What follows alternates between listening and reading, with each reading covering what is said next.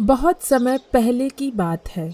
कुंडपुर गांव में एक बहुत ही अजीब सी घटना से लोग परेशान थे और किसी को कुछ भी समझ नहीं आ रहा था कि आखिर बात क्या है। घटना इस प्रकार थी। कुंडपुर गांव में जाने के लिए दो रास्ते थे। एक जंगल से होकर निकलता था और दूसरा पुल पार करके जाना पड़ता था। ज़्यादातर लोग पुल वाला रास्ता ही आने जाने के लिए प्रयोग करते थे, पर अचानक कुछ दिनों से जो कोई भी उस रास्ते से गांव में आता या जाता तो उसकी कोई न कोई वस्तु खो जाती और बहुत खोजबीन करने पर भी नहीं मिलती थी।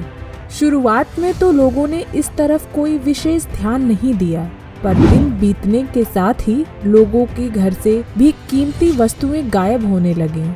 गांव के लोगों ने पुलिस को बताया एवं रात में गांव की चौकीदारी भी की, पर सब व्यर्थ था। चीजें गायब होने की घटनाएं अब बढ़ती ही जा रही थीं। अब लोगों को लगने लगा था कि जरूर यह कोई भूत सब चीजें गायब कर रहा है। धीरे धीरे यह बात पूरे गांव में फैल गई और लोगों की रातों की नींद और दिन का चैन हराम हो गया। इसी बीच गांव के मुखिया मंदिर के पुजारी पारसनाथ के पास जाते हैं और सारी समस्या उनसे बताते हैं। पारसनाथ पूरी बात सुनने के बाद अपनी आंखें बंद करके कुछ बुदबुदाते हैं और मुखिया से कहते हैं, तुम सभी गांव वालों को लेकर संध्या के समय पुल वाले रास्ते पर आ जाना, वहीं तुम्हारी समस्या का निदान मैं कर पाऊंगा। सभी गांव वाले पुल के पास एकत्रित होते हैं। पारसनाथ पुल के पास एक पेड़ के नीचे खड़े होकर कुछ मंत्र बुदबुदाते हैं। थोड़ी देर के बाद देखते ही देखते एक लंबे बालों वाली चुड़ैल वहां प्रकट होती है। उसे देखते ही सभी गांव वाले डर से कांपने लगते हैं।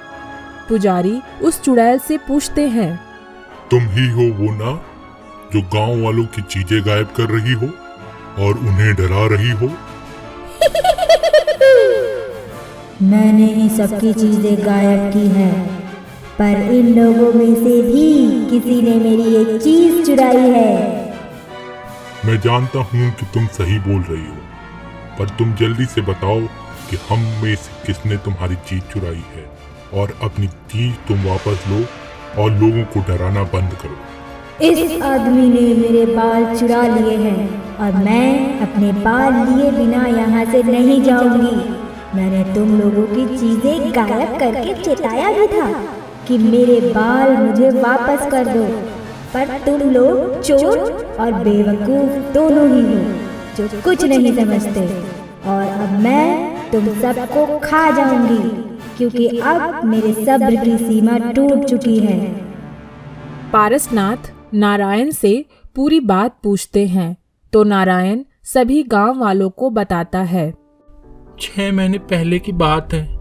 मैं अपनी बैलगाड़ी में गेहूं की बोरियां भरकर इसी रास्ते से बाजार की तरफ जा रहा था। तभी कुछ बोरियों की रस्सी टूट जाती है और गेहूं जमीन पर गिरने लगता है। बोरियों को बांधने के लिए मैं किसी मजबूत रस्सी को ढूंढने लगा। तभी अचानक मेरी नज़र पेड़ पर लटक रहे एक बेल पर पड़ी। मैंने उसे बोरियां बांधने के लिए काट लिया। शायद मैंने भूलवश चुड़ैल के बाल को बेल समझकर काट लिया था।